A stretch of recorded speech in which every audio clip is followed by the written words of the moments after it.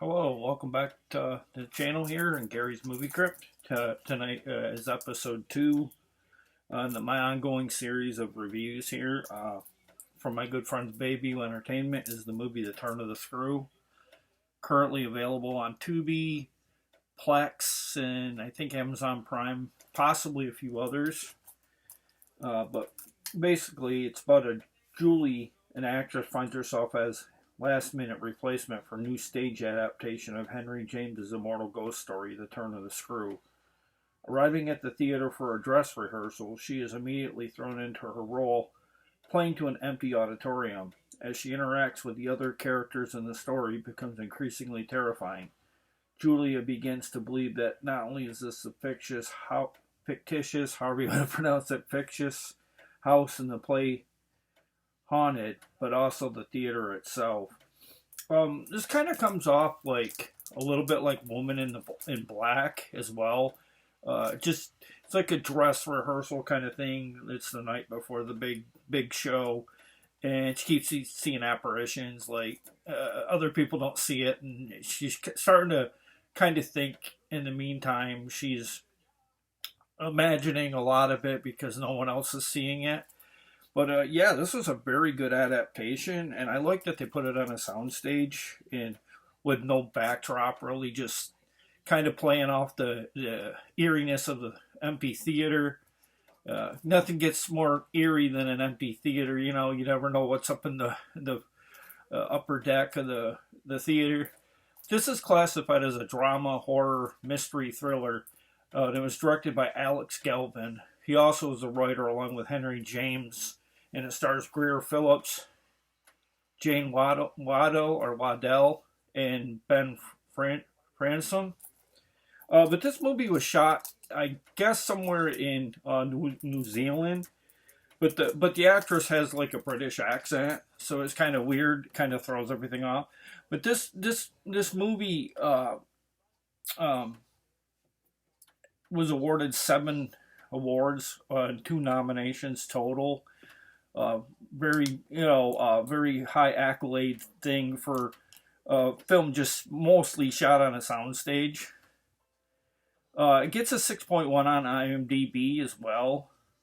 It was released on March 15th, 2022, if I can ever get it out. It's from production company Galvanized Films, Red Tree Creative, and Samson Pictures. This one wasn't very successful, which I'm very surprised. I would have thought it would have had more legs.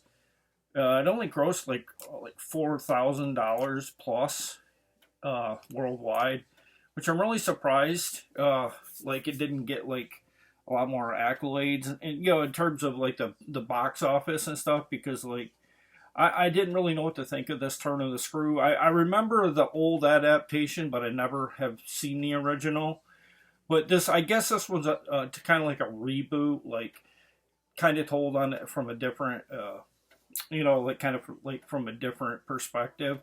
And I respected that. And the jump scares were not overly done to death, but when they did do them, they were very effective. And what I couldn't get over in this film was how kind of creepy they still managed to make it be, considering there was no dark, only the dark of the theater outside of the lighting that was hitting the stage, but how effectively creepy it was, considering that like during the daytime it's sometimes hard for any horror film to be scary. But they managed to pull that off, and the director did an amazing job making this very effective in terms of kind of creepy. But back to the filming location, it was done in Victoria University of Wellington, Miramar Creative Center. I don't know if it's like a soundstage in the New Zealand area. Anybody in New Zealand, shoot me a comment, and maybe they'll know exactly where I'm talking about. But I was very, very impressed by this film. I'm very happy to add it. Thank you, Peter, for sending that over. Thank you for watching the channel. Thank you for the support. I've been having a lot of problems with my channel. I know this isn't about that. It's about reviewing and stuff. But I have been trying to stay, up to date on everything. Try not to let the absence from reviewing, you know, more or less take precedence because I like to keep active with the channel. That's how you grow your channel. But yeah, that's my review. I would have to say I would highly recommend Turn of the Screw. Check that out on Tubi or Plex or Amazon Prime. You got a Prime account, check it out on there. And I would actually add it to my collection. It's like I said, it's very much everything The Woman in Black 2 wasn't. I thought the first Woman in Black was really good. This would be a good companion piece to that series.